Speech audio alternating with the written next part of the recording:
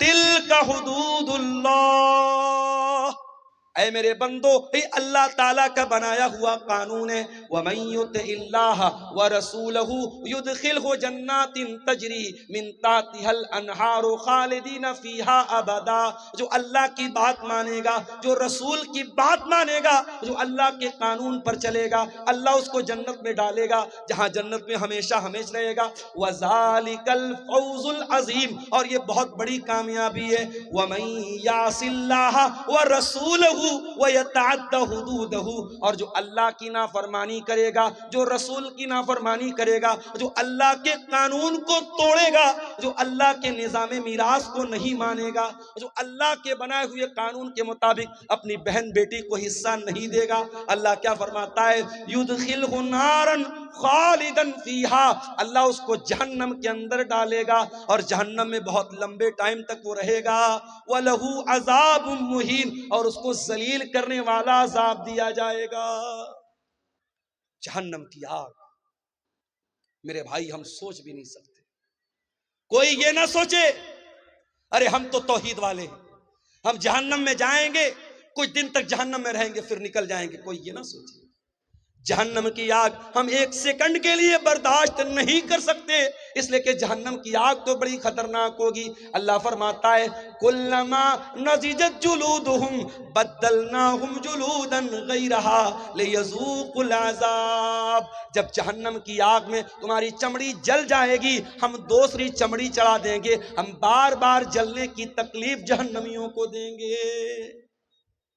اگر جہنم کے عذاب کو سہن کر سکتے ہو، اگر جہنم کے عذاب کو برداشت کر سکتے ہو تو اپنی بہن اور بیٹی کا حق مار لو، اور اگر برداشت نہیں کر سکتے تو جاؤ معافی مانگو اور اپنی بہن اور بیٹی کو اس کا حق دے دو۔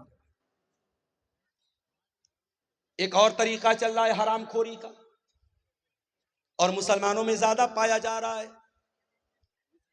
زمین میری ہے اور میری زمین کے بغل میں اس کے میرے پڑوسی کی زمین ہے، میں دھوکے سے کیا کرتا ہوں، اپنے پڑوسی کی زمین کا 1 فٹ حصہ اپنی زمین میں شامل کر لے رہا ہوں۔ میں مثال دے رہا ہوں، اپنے پڑوسی کی، اپنے رشتہ دار کی زمین پر ناجائز قبضہ کرنے کے لیے زمین پر بنی ہوئی باؤنڈری کو مٹا دینا، نشان کو مٹا دینا، یا زمین و جائیداد کے کاغذ میں ہیر پھیر کر لینا۔ میرے پیارے ساتھیو، اگر یہ کام آپ کرتے ہیں تو کان کھول کر کے سن لیجئے، اللہ کے نبی فرماتے ہیں لعن اللہ من غیر منار الارض، جو زمین کے نشان کو بدل دے، جو جائیداد کو ہڑپنے کے لیے، زمین کو ہڑپنے کے لیے زمین کے نشانات کو بدل دے، اس کے اوپر اللہ کی لعنت برستی ہے۔ اگر اللہ کی لعنت کہ ہم حقدار بننا چاہتے ہیں تو یہ کام کر سکتے ہیں، ورنہ میرے پیارے ساتھیو یہ بہت ہی خطرناک۔ اور آگے بڑھیے، اللہ کے نبی فرماتے ہیں ان رجالا یتخوضون فی من مال اللہ، کچھ لوگ اللہ تعالیٰ کے مال میں ناجائز قبضہ کرتے ہیں، دوسروں کا مال ناجائز طریقے سے کھاتے ہیں، ایسے لوگوں کا انجام کیا ہوگا؟ فرمایا ایسے لوگوں کو اللہ تعالیٰ جہنم کی آگ میں پھینک دے گا۔ جہنم کی آگ میں حرام کھانے والوں کو اللہ تعالیٰ ڈال دے گا۔ آپ میں سے بہت سارے لوگوں نے حج عمرہ بھی کیا ہوگا۔ سعودی عرب کے اندر داخل ہوتے ہی انڈیا کا روپیہ کام کرنا بند کر دیتا ہے، بنگلہ دیش کا ٹکا کام کرنا بند کر دیتا ہے، امریکہ کا ڈالر کام کرنا بند کر دیتا ہے۔ سعودی میں آپ گئے تو آپ سعودی ریال چاہیے آپ۔ ایک مرتبہ میں گیا عمرہ کے سفر، میں یہاں سے ریال لے کے گیا، اتفاق سے میری فلائٹ ڈائریکٹ نہیں تھی، تو دبئی کے ایئرپورٹ پر فلائٹ چینج کرنی تھی مجھے۔ اب دبئی کے ایئرپورٹ پر سامان، بھوک لگ رہی تھی، کچھ کھانا تھا، تو وہ ریال بھی لینے کو تیار نہیں ہے۔ اس نے کہا کہ ہمیں دبئی کا پیسہ چاہیے، جو یونائٹڈ عرب امارات کا جو وہ درہم ہوتا ہے ہم کو وہ چاہیے، ہم کو یہاں سعودی کا ریال نہیں چاہیے۔ میرے پاس ریال تھا، میں انڈیا سے ریال بنا کے لے کے گیا تھا۔ ہر دیش کی اپنی ایک کرنسی ہے۔ امریکہ کے لوگ انڈیا میں آتے ہیں، ڈالر کو روپیے میں بدل کے ایکسچینج کر کے تب آتے ہیں۔ انڈیا کا آدمی سعودی جاتا ہے، اپنے روپیے کو ریال میں چینج کرتا ہے۔ ہر دیش کی اپنی ایک کرنسی ہوتی ہے میرے بھائی۔ ایک بات بتاؤں آپ کو، قیامت کے دن کرنسی کون سی چلے گی؟ کسی کا مال ہڑپ لیا کسی نے، 1 لاکھ روپیہ کسی کا ناجائز قبضہ کر لیا، اب قیامت کے دن جس کا پیسہ اس نے مارا ہے، جس کا حق مارا ہے، اس نے اللہ کی عدالت میں کہا، اے اللہ، اس نے میرا 1 لاکھ روپیہ ناجائز طریقے سے لیا ہے۔ اللہ کے نبی فرماتے ہیں قیامت کے دن روپیہ تو نہیں چلے گا، پیسہ تو نہیں چلے گا، درہم تو نہیں چلے گا، دینار تو نہیں چلے گا۔ قیامت کے دن کون سی کرنسی چلے گی؟ ذرا غور سے سننا کٹیہار کے لوگوں، حسن گنج کے لوگوں، ذرا غور سے سننا کہ قیامت کے دن کون سی کرنسی چلے گی۔ اللہ کے پیارے نبی فرماتے ہیں اپنے صحابہ سے، اے میرے صحابہ، یہ بتاؤ کہ سب سے غریب آدمی کون ہے، سب سے قلاش آدمی، سب سے نردھن آدمی، سب سے پور آدمی کون ہے، سب سے غریب آدمی کون ہے؟ صحابہ نے کہا، اللہ کے نبی، جس کے پاس درہم نہ ہو، دینار نہ ہو، روپیہ نہ ہو، پیسہ نہ ہو، سب سے بڑا غریب وہی ہے۔ آپ نے فرمایا میری امت کے اندر سب سے بڑا غریب وہ ہوگا جو قیامت کے دن روزہ لے کر کے آئے گا، نماز لے کر کے آئے گا، صدقہ خیرات لے کر کے آئے گا، زکوٰۃ لے کر کے آئے گا، مگر کسی کو گالی دی ہوگی، کسی کو برا بھلا کہا ہوگا، کسی کا مال ہڑپا ہوگا، کسی پر جھوٹا الزام لگایا ہوگا، اس کی نیکیاں ان حقداروں کو بانٹ دی جائیں گی۔ جس کا حق آپ نے مارا ہے، آپ کا روزہ لے کے چلا گیا، آپ کی نماز لے کے چلا گیا، آپ کا صدقہ خیرات لے کے چلا گیا، آپ کا حج اور عمرہ لے کے چلا گیا۔ اور اللہ کے نبی فرماتے ہیں فَإِن فَنِيَتْ حَسَنَاتُهُ، اگر اس کی نیکیاں ختم ہو جائیں گی اور پھر بھی کچھ حقدار لوگ لائن میں کھڑے ہوں گے، اللہ تعالیٰ ان حقداروں کے گناہ اس کے اوپر لاد دے گا۔ اللہ، ہم لوگ تو بڑا خوش ہیں صاحب، ہم نے تو بڑا دان دیا ہے مدرسوں میں، بڑا جلسوں میں دان دیا ہے، بڑا حج اور عمرہ کیا ہے۔ قیامت کے دن اگر حقوق العباد میں کوتاہی کی ہے، اگر کسی کا حق مارا ہے، قیامت کے دن یہ دان، یہ چندہ، یہ روپیہ، یہ پیسہ جو اللہ کی راہ میں ہم نے دیا ہے، سب برباد ہو جائے گا اگر ہم نے حقوق العباد میں کوتاہی کی۔ میرے پیارے ساتھیوں، اللہ کے پیارے نبی فرماتے ہیں اگر اس کی نیکیاں ختم ہو جائیں گی اور پھر بھی حقدار لائن میں لگے ہیں، اللہ تعالیٰ ان حقداروں کے گناہ اس کے اوپر لا دے گا۔ جو انسان دنیا سے نماز لے کر کے آیا تھا، روزہ لے کر کے آیا تھا، زکوٰۃ لے کر کے آیا تھا، حج لے کر کے آیا تھا، اب اس کے اوپر گناہ لا دے جا رہے ہیں، بالکل گناہوں سے بھر جائے گا۔ ثم طرح فی النار، پھر اس کو جہنم کے اندر پھینک دیا جائے گا۔ اتنا خطرناک معاملہ ہے۔ اس لیے وراثت کے معاملات میں اللہ سے ڈرو میرے، اور کبھی غور کرو، جس بہن کا حق مار رہے ہو، جس بھتیجے کا حق مار رہے ہو، اس کے باپ کے مرنے کے بعد وہ یتیم ہے، اور یتیم کا مال اگر ناجائز طریقے سے کوئی کھاتا ہے، اس کی بڑی خطرناک وعید ہے۔ اللہ کے پیارے نبی، اللہ تعالیٰ قرآن میں فرماتا ہے ان الذين ياكلون اموال اليتامى ظلما انما ياكلون في بطونهم نارا، جو لوگ یتیم کا مال ناجائز طریقے سے کھاتے ہیں، حرام طریقے سے کھاتے ہیں، ایک تو حلال طریقہ ہے، اگر کسی یتیم کی پرورش آپ کر رہے ہیں اور آپ پیسے والے نہیں ہیں، آپ اس کی پرورش کر رہے ہیں اور اس پرورش کے بدلے میں اس یتیم کا جو مال ہے اس میں سے اپنے حق بھر کا پیسہ آپ لے رہے ہیں، تو اس کی گنجائش موجود ہے۔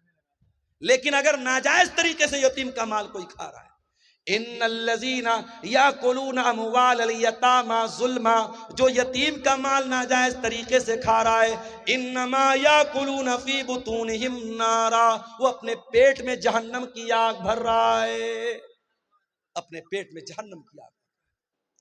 یتیم اس لائق نہیں ہے کہ اس کے اوپر ظلم کیا جائے، بڑا بے رحم ہے وہ انسان، بڑا جانور ہے وہ انسان جو کسی یتیم کے حق کو دبائے، جو کسی یتیم کو مارے، جو کسی یتیم پر ظلم کرے۔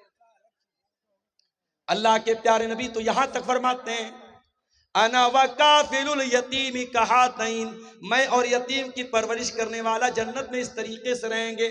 آپ نے اپنی دونوں انگلیوں سے اشارہ کر کے فرمایا جیسے یہ دونوں انگلیاں ایک دوسرے کے ساتھ ملی ہوئی ہیں، او لوگوں، یتیم کی پرورش کرنے والا جنت میں میرے ساتھ رہے گا۔ آج ان مدرسوں میں یتیم بچے پڑھتے ہیں، ان مدرسوں میں یتیم بچے پڑھتے ہیں، اور ان یتیم بچوں پر اگر آپ کوئی مال خرچ کرتے ہیں، اس سے ڈبل فائدہ آپ کو ملے گا۔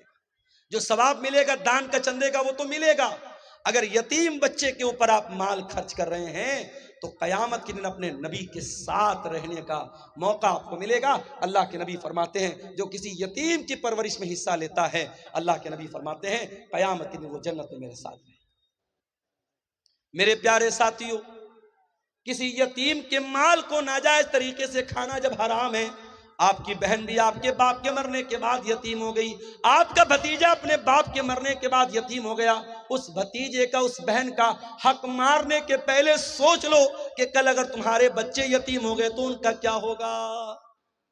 اس کی جگہ اپنے آپ کو رکھ کے سوچو، تمہارا انتقال ہو جائے اور تمہارے بچوں کے ساتھ کوئی ناانصافی کرے، تمہارے بچوں کا کوئی حق مار لے، تو سوچو تمہیں کیسا لگے گا۔ اس کی جگہ اپنے آپ کو رکھ کے سوچو اور کسی یتیم کے مال کو ہڑپنے کی کوشش کرو۔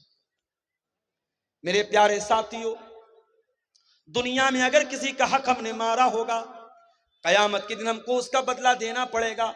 اللہ کے پیارے نبی فرماتے ہیں لَتُوَدُّنَّ الْحُقُوقَ إِلَىٰ أَهْلِهَا، تم دنیا میں لوگوں کا حق دے دو ورنہ قیامت کے دن تم کو دینا پڑے گا۔ حَتَّى يُقَادَ لِلشَّاةِ الْجَلْحَاءِ مِنَ الشَّاةِ الْقَرْنَاءِ، قیامت کے دن اگر سینگ والی بکری نے بغیر سینگ والی بکری کو مارا ہے تو اس بکری سے بھی قصاص لیا جائے گا، اس بکری سے بھی بدلہ لیا جائے گا، جانوروں سے بھی حساب لیا جائے گا۔ اگر جانوروں سے قصاص لیا جائے گا تو ہم اور آپ تو انسان ہیں میرے بھائیوں، ہمیں اور آپ کو بھی حساب دینا پڑے گا۔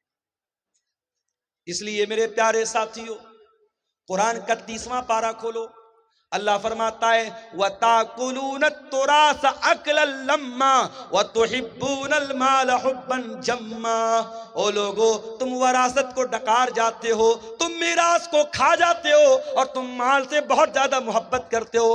کلا اذا دکت الارض دکن دکا وجاء ربک والملک صفا صفا وجیء یومئذ بجہنم، او لوگو ذرا اس دن کو یاد کرو جس دن زمین کو ٹکڑے ٹکڑے کر دیا جائے گا، زمین کو ریزہ ریزہ کر دیا جائے گا اور اللہ تعالیٰ اپنے بندوں کا فیصلہ کرنے کے لیے آئے گا اور فرشتے بھی لائن لگا کر کے کھڑے ہوں گے اور جہنم کو بھی اس دن لایا جائے گا۔ یومئذ یتذکر الانسان ما سعی، اور قیامت کے دن انسان یاد کرے گا اس نے دنیا میں کیا کیا کیا ہے۔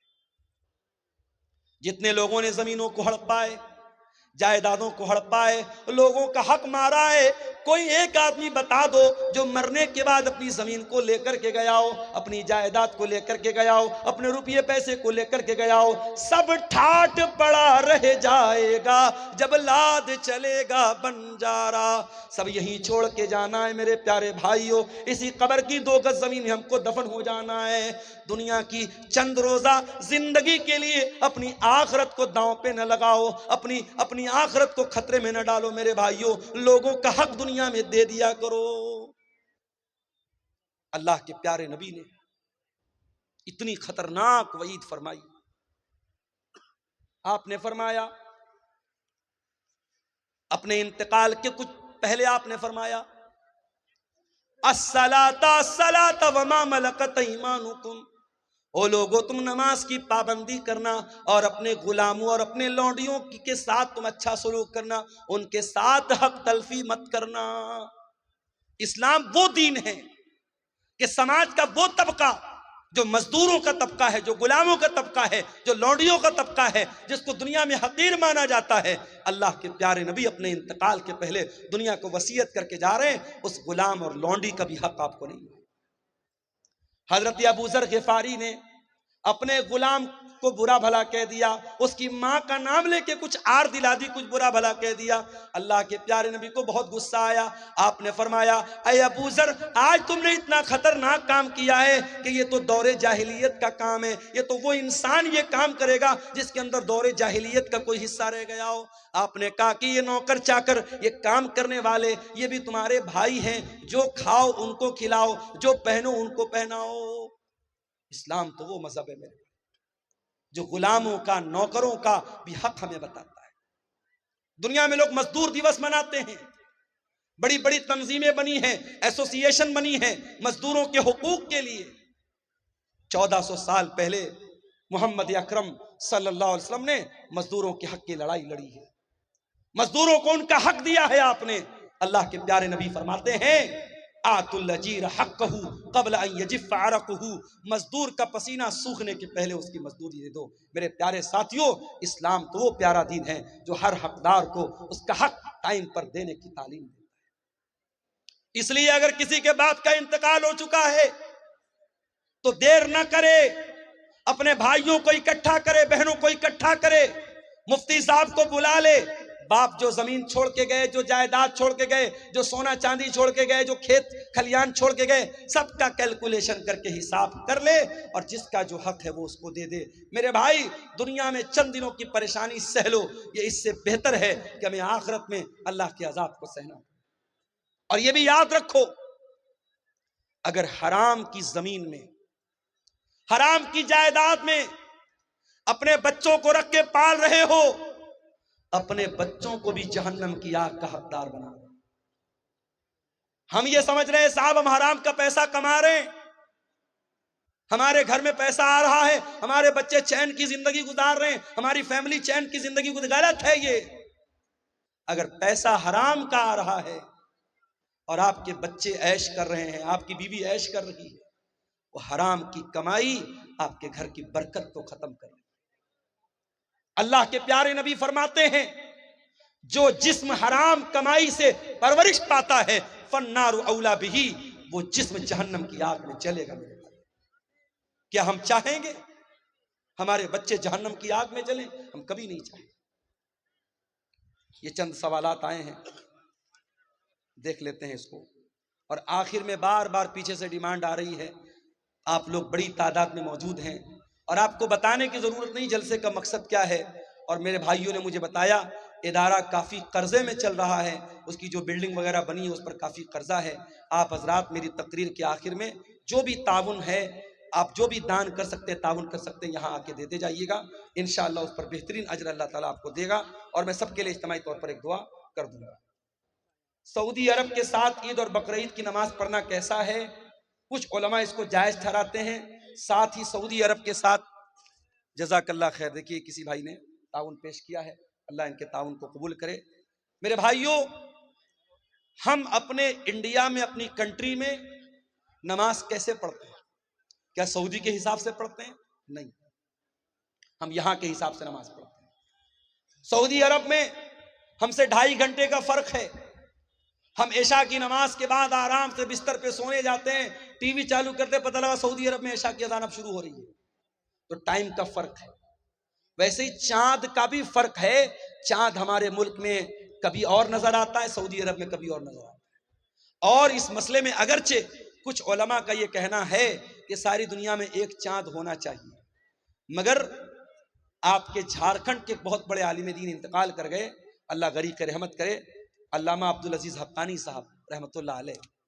میں نے ان کا مضمون پڑھا تھا، بڑی تفصیل سے انہوں نے لکھا تھا اور انہوں نے دلائل سے ثابت کیا تھا، اور مرکزی جمعیت اہل حدیث سے ان کا وہ مضمون چھپا تھا کہ ہر علاقے کے لوگوں کی اپنی رویت ہے، ہر شہر کے لوگوں کی اپنی رویت ہے، وہ اپنا چاند دیکھ کر کے روزہ رکھیں گے، اپنا چاند دیکھ کر کے عید منائیں گے۔ یہ پورے ہندوستان، یہ پوری دنیا میں ایک چاند منانا، یہ دلیل کے اعتبار سے مضبوط بات نہیں ہے، اور نہ پریکٹیکلی ایسا ممکن ہے۔ ایسا جب تک ممکن نہیں ہے تب تک کوئی اگر اپنی الگ عید منا رہا ہے، اپنا الگ روزہ رکھ رہا ہے، تو یہ مسلمانوں کی جماعت میں پھوٹ ڈال رہا ہے، اس کو اللہ کے یہاں حساب دینا پڑے گا۔ بچت کھاتے میں، بینک میں رکھے ہوئے پیسے میں بیاج کے طور پر کچھ روپے جمع کر دیتے اور ہمیں معلوم نہیں پڑتا، تو اس پیسے کو کیا کیا جائے؟ دیکھیے، یہ مت کہیے کہ معلوم نہیں پڑتا، سارا سسٹم موجود ہے۔ انٹرسٹ کی رقم روز نہیں آتی ہے، ہر کوارٹر پر آتی ہے۔ ہر کوارٹر کا مطلب ہر 3 مہینے پر آپ کے بینک میں پیسہ انٹرسٹ کا آتا ہے۔ آپ اپنی پاس بک پہ اگر انٹری کرائیں گے، پاس بک پہ لکھ کے آ جائے گا انٹرسٹ کا اتنا پیسہ ہے۔ آپ کو کچھ نہیں کرنا ہے، آپ ہر کوارٹر پر اپنے بینک کا اسٹیٹمنٹ نکلوائیے اور انٹرسٹ کی رقم نکال کر کے وہ رقم کسی غریب کو دے دیجیے، بس۔ وہ آپ کے اوپر استعمال نہیں ہونی چاہیے، اپنی ذات پر استعمال نہیں کرنا ہے، بینک میں رکھنا نہیں ہے، اس کو نکال کے خرچ کر دینا ہے۔ کسی بھی کوئی دوا علاج کے لیے ضرورت ہو اس کو دے دیجیے، کسی بھی غریب آدمی کو جس کو ضرورت مند ہے اس کو، مسلمان کو بھی دے سکتے ہیں، غیر مسلم کو بھی دے سکتے ہیں، کوئی حرج کی بات انشاءاللہ نہیں ہے۔ نہیں، اجر کی نیت سے نہیں، اس پر کوئی اجر و ثواب کی نیت نہیں کرنا ہے، وہ کوئی دان نہیں ہے۔ وہ پیسہ آپ اس لیے غریب کو دے رہے ہیں کہ پیسہ استعمال ہو جائے، بس اس کو اپنے اوپر استعمال نہیں کر سکتے آپ، لیکن غریب کو دے دیں گے وہ استعمال کر سکتا ہے، ثواب آپ کو نہیں ملے گا، نہ ثواب کی نیت آپ کو کرنا ہے۔ کچھ لوگ 50% یا 60% میں چندہ کرتے ہیں، وہ کیسا ہے؟ دیکھیے، شریعت میں زکوٰۃ کی رقم کے جو مصارف بیان کیے گئے، قرآن میں اللہ نے سورہ توبہ میں بیان کیے، اس میں زکوٰۃ وصولنے والے کو بھی زکوٰۃ کی رقم میں سے دینے کا حکم ہے، والعاملین علیہا، لیکن اس کا باقاعدہ پرسنٹیج بنانا، اور پرسنٹیج بھی اتنا بڑا بنانا کہ دینے والا 1 لاکھ دے رہا ہے اور مدرسے میں 40,000 پہنچ رہا ہے، 30,000 پہنچ رہا ہے، تو بہت غور کرنے کی بات ہے۔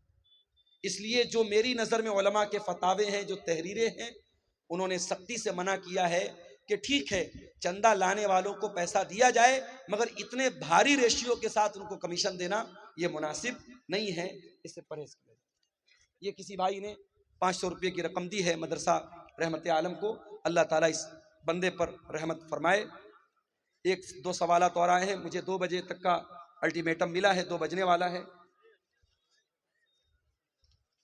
قبرستان کے نام پر زمین دینے کے بعد پھر اسی زمین کو واپس لے لینا کیسا ہے؟ اور اس زمین پر کھیتی غلط ہے۔ اگر آپ نے قبرستان کے نام پر زمین وقف کر دی تو وقف زمین کو دوبارہ واپس نہیں لے سکتے۔ قبرستان کے نام پر زمین وقف ہو گئی تو اس پر قبرستان ہی بنے گا، اس کو دوبارہ لینا اور کھیتی کرنا بالکل غلط ہے، یہ مناسب نہیں ہے۔ میری سگی بہن کی شادی جس لڑکا سے ہوئی، اس لڑکا کی سگی بہن سے کیا میں شادی کر سکتا ہوں نگد مہر کے ساتھ؟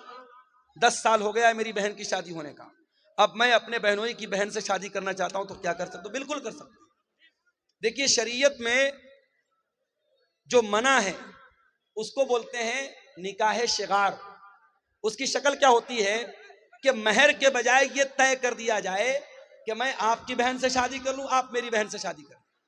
اگر مہر کے بجائے یہ ادلا بدلی والی شادی کی جائے تو غلط ہے۔ اگر مہر طے ہے، میں آپ کی بہن سے شادی کر رہا ہوں، آپ میری بہن سے شادی کر رہے ہیں، دونوں کا مہر طے ہے، تو کوئی حرج کی بات نہیں۔ اور یہاں ایک مسئلہ اور یاد رکھیں کہ اس طریقے کی شادی عام طور پر سکسیس نہیں ہوتی، کامیاب نہیں ہوتی۔ کوئی مسئلہ آتا ہے، میں نے کئی کیس دیکھا ہے، اگر اس گھر کی لڑکی اس گھر گئی، اس گھر کی لڑکی اس گھر آئی، اگر ایک گھر میں کوئی مسئلہ ہوتا ہے تو دوسرے گھر کی لڑکی کو سہنا پڑتا ہے۔ اس لیے اس طریقے کی رشتہ داری سے بچنا چاہیے۔ حرام تو نہیں ہے، ناجائز تو نہیں ہے، مگر بچنا چاہیے تاکہ مسئلہ پیدا نہ ہو، لیکن شریعت کے اعتبار سے کوئی حرج کی بات انشاءاللہ نہیں ہے۔ ٹھیک ہے، 5 وقتہ نمازی ہے، چوری کا مال گھر میں لگاتا ہے، جائز ہے یا نہیں؟ چوری کا مال اگر گھر میں لگاتا ہے، نمازی ہو، تہجد گزار ہو، غلط ہے۔ جو غلط ہے وہ غلط رہے گا، کرنے والا کتنا ہی بڑا متقی اور پرہیزگار کیوں نہ ہو، اس کے کرنے سے وہ کام صحیح نہیں ہو جائے گا۔